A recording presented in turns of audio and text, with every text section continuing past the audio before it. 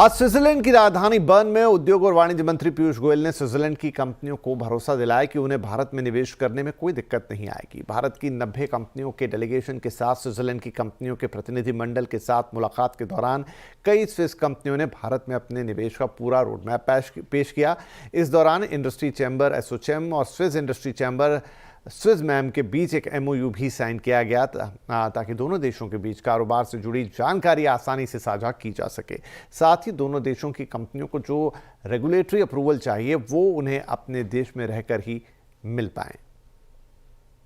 अब जो free trade agreement Switzerland के साथ हुआ है और ये एफ्टा कंट्रीज के साथ हुआ है, उसमें से आगे चलकर हम आपसी संबंध और सुधारने के लिए म्यूचुअल रिकग्निशन एग्रीमेंट के माध्यम से भारत की कंपनियों को जब स्विट्जरलैंड में या नॉर्वे, लिechtenstein या आइसलैंड में कुछ सामान बेचना हो तो भारत में ही उसकी रेगुलेटरी अप्रूवल्स हो जाए, और स्विस कंपनीज को अगर कुछ भारत में देना हो तो स्विट्जरलैंड में ही उनका रेगुलेटरी अप्रूवल हो जाए। ऐसा एक दो तरफा द्विपक्षीय समझौता जिससे दोनों देशों के बीच में व्यापार भी बढ़े, अलग अलग नई टेक्नोलॉजीज भारत में आ सके, इस दिशा में भी स्विट्जरलैंड की सरकार और भारत की सरकार आगे बढ़ रही है।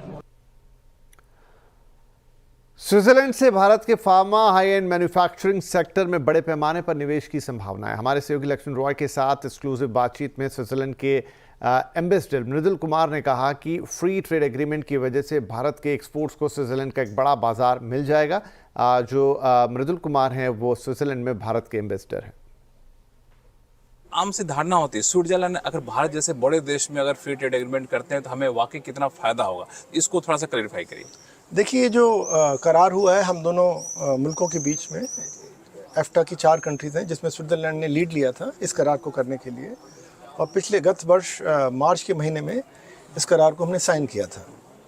तो ये जो फ्री ट्रेड एग्रीमेंट है इसमें सिर्फ ट्रेड की बात नहीं है, इसमें इन्वेस्टमेंट की बात है और एम्प्लॉयमेंट जनरेशन की बात है, और दुनिया के किसी भी फ्री ट्रेड एग्रीमेंट के मुकाबले ये सबसे कॉम्प्रिहेंसिव, सबसे अनूठा फ्री ट्रेड एग्रीमेंट है। हमने ज़्यादातर कमोडिटीज़ अपनी और स्विट्ज़रलैंड की एक दूसरे के साथ, और 3 और मुल्क हैं उनके साथ, लगभग 95% टैरिफ रिडक्शन कर दिया है आने वाले समय में। इसके अलावा हमने जब स्विट्ज़रलैंड से कहा कि इसमें तो आपका ज़्यादा फ़ायदा है बिकॉज मैं आपको 1.4 बिलियन स्ट्रॉन्ग इकॉनमी पॉपुलेशन दे रहा हूँ, उनकी इतनी बड़ी मार्केट दे रहा हूँ, तो आप मुझे रिटर्न में क्या दे सकते हैं। इस एग्रीमेंट में ये भी कहा गया कि अगले 15 साल में $100 बिलियन का हम FDI करेंगे इंडिया में, और कमिटमेंट है ये।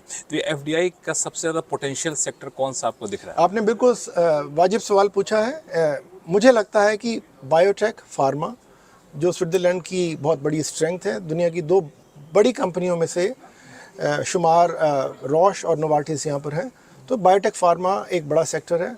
उसके अलावा आप हैवी इंजीनियरिंग देखें, प्रिसीजन इंजीनियरिंग देखें, मशीन टूल्स देखें। हमारे मुल्क में जो सबसे बड़ी समस्या है वो ये है कि हमारे पास बहुत अच्छी क्वालिटी की वेल्डिंग नहीं है जो हम सबमरीन में इस्तेमाल कर सकें। तो ये सारी की सारी टेक्नोलॉजीज़ जो आप बढ़ते जाएंगे तो आपको डिटेल में जाएंगे तो समझ में आएगा, ये स्विट्ज़रलैंड के पास है।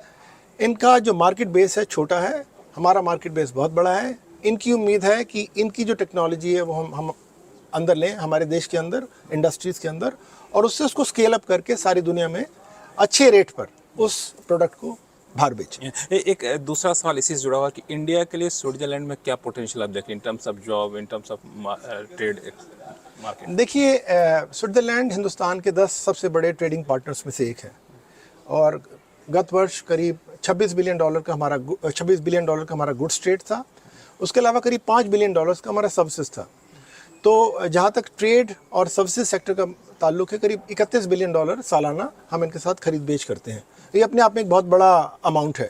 हमारी बहुत सारी कंपनियां यहाँ आकर भी इन्वेस्ट कर रही हैं। तो अगर आप हिंदुस्तान की इन्वेस्टमेंट यहाँ देखेंगे, करीब $9 बिलियन की इन्वेस्टमेंट क्यूमुलेटिव हमारी कंपनियों ने यहाँ की है 2000 से, और $11 बिलियन की इन्वेस्टमेंट स्विट्ज़रलैंड की तरफ से हमारे यहाँ गई है। तो ये ट्रेड के माध्यम में भी और इन्वेस्टमेंट के माध्यम में भी बड़ी अच्छी एक म्यूचुअली बेनिफिशियल और कॉम्प्लीमेंटरिटी वाली रिलेशनशिप है। उत्तर भारत में गर्मी ने रिकॉर्ड